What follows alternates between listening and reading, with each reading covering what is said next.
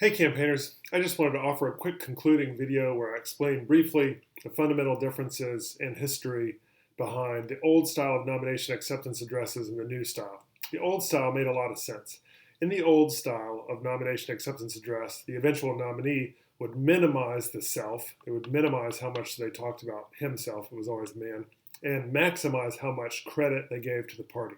So the nominee would, like John F. Kennedy, for instance, would explain how wonderful the Democratic Party was, how the Democratic Party was really the authentic party that represented the American people. That person would then go through all of the planks of the nomination acceptance platform and explain why those were the most just, the best policies for America that day, both America domestically and America's role in the world. It was essentially one person presenting an entire political party back to that party to thank them for nominating him to lead the party, but also in the area of radio or when these speeches were printed in full in newspapers to present that political party as a whole as a palatable alternative in the upcoming election contest.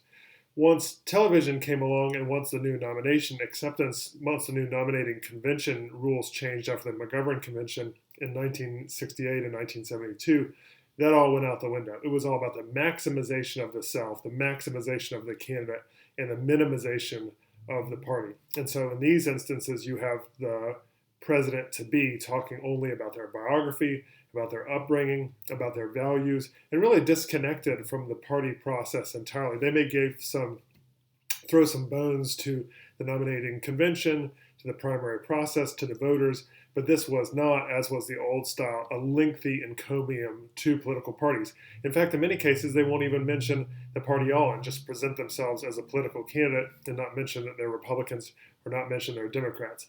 The fullest example of this, the most extreme example of this, was Donald Trump's nomination acceptance address in 2016, in which he barely mentioned the Republican Party and said of the country's crises of that day, "I alone can solve."